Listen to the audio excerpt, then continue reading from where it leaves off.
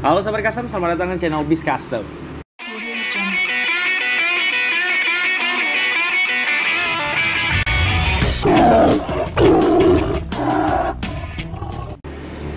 Nah, untuk episode kali ini mungkin kita akan nggak ngebahas tentang motor custom, tapi kita akan ngebahas tentang motor Vespa. Nah, seperti kalian ketahui mungkin di beberapa episode sebelumnya saya juga udah pernah bahas motor Vespa karena saya sendiri adalah pengguna motor Vespa dan antusiasme juga sangat senang dengan motor Vespa ini ya. Jadi ini salah satu motor yang akan kita bahas, tapi sebelumnya jangan lupa dulu klik tombol subscribe, like jika kalian suka, dislike jika kalian nggak suka, dan jangan lupa share konten-konten kita ke teman-teman kalian yang lain supaya channel kita makin berkembang.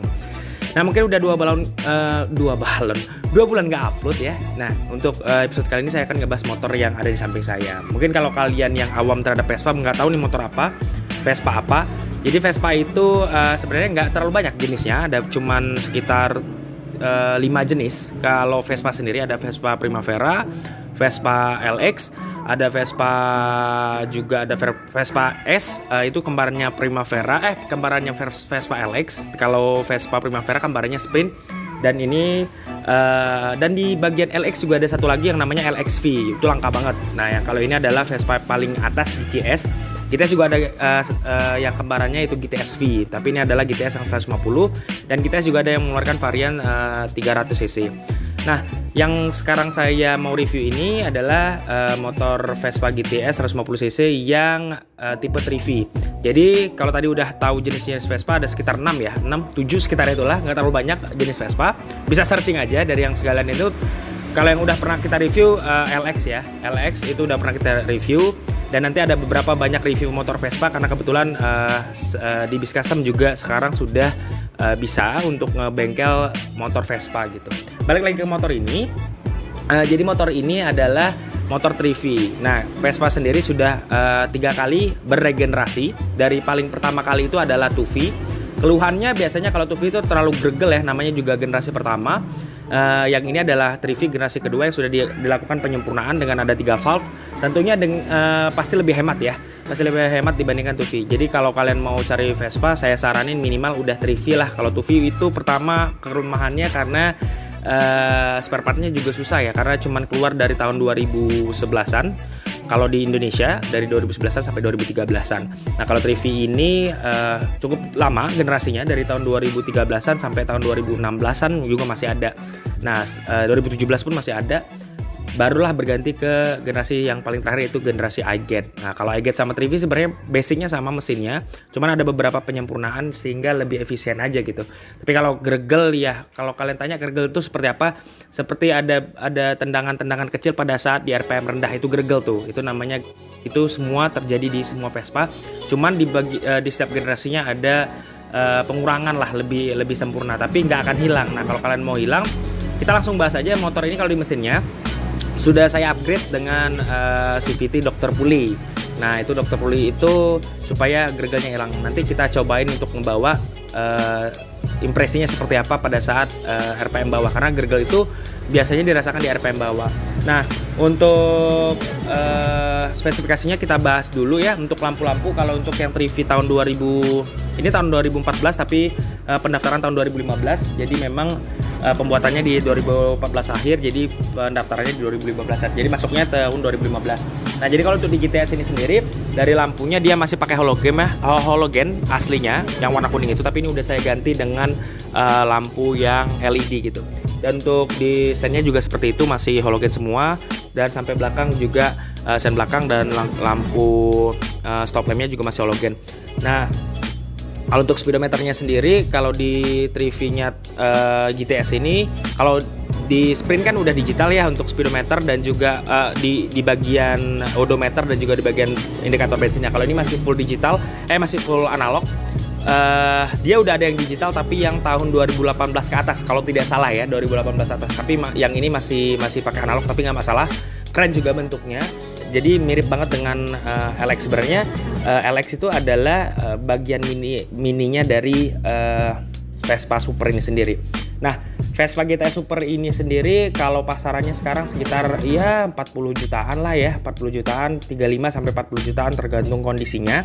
Nah, jadi kalau kalian berpikir kira-kira kenapa GTS itu yang paling mahal karena memang teknologi secara menyeluruhnya itu lebih advance ya. Dari mesin pun kalau GTS ini dia sudah 155,1 cc ya kalau kapasitasnya. Kalau Sprint dan Primavera itu 154-an, 153 atau 154 dan dibulatkan jadi 155 ya.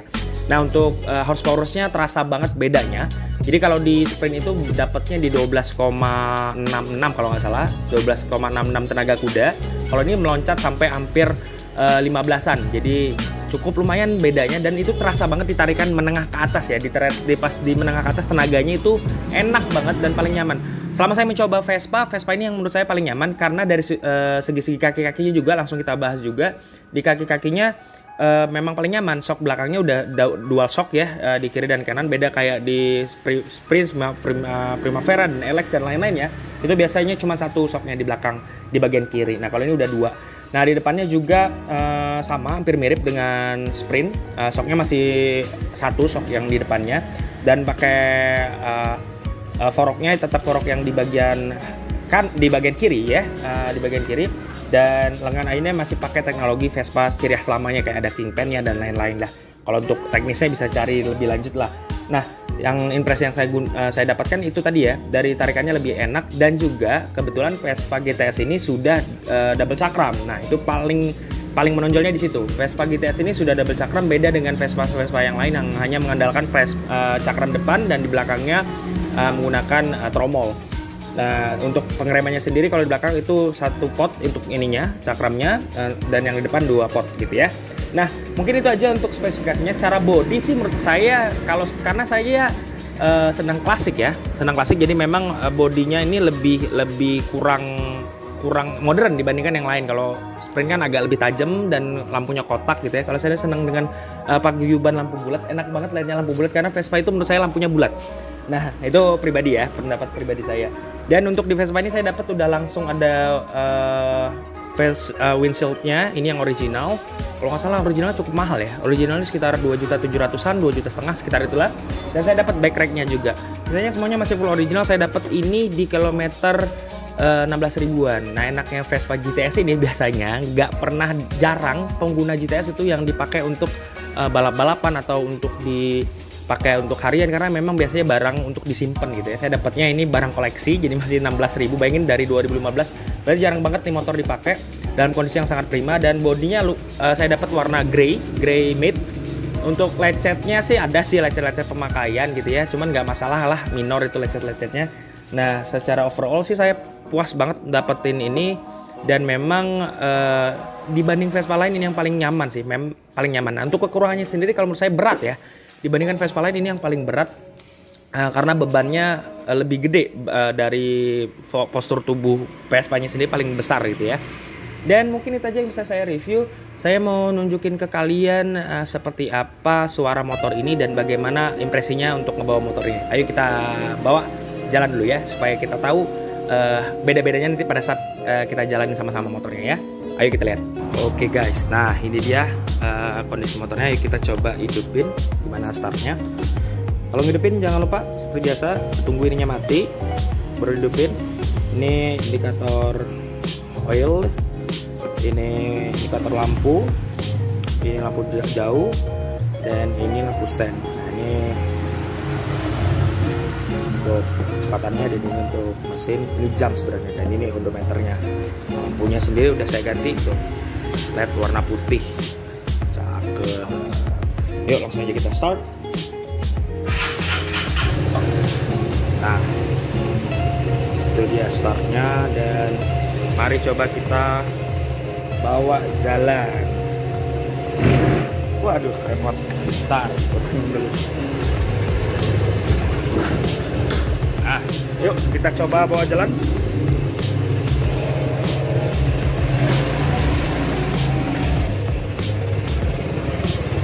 Yuk, lihat kiri kanan aman, motor lanjut. Nah ini dia, kita coba. Nah ya, saya tunjukin kalau cepat. Enak banget ya, untuk tarikannya cepat banget, untuk responnya lebih cepat. Dan dibandingkan dengan Vespa yang pernah saya coba, ini yang paling enak sih. coba kita muter langsung balik lagi. Nah, handlingnya juga enak, dan karena dia, nah ini jalan agak berlubang, dan kenyamanan juga lebih nyaman karena suspensinya ya jauh banget dibandingkan dengan Vespa Primavera atau Sprint ya.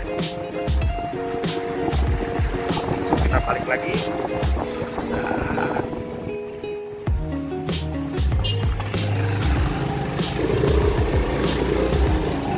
Iya, itu dia tadi test ride-nya, singkat, padat, namun jelas.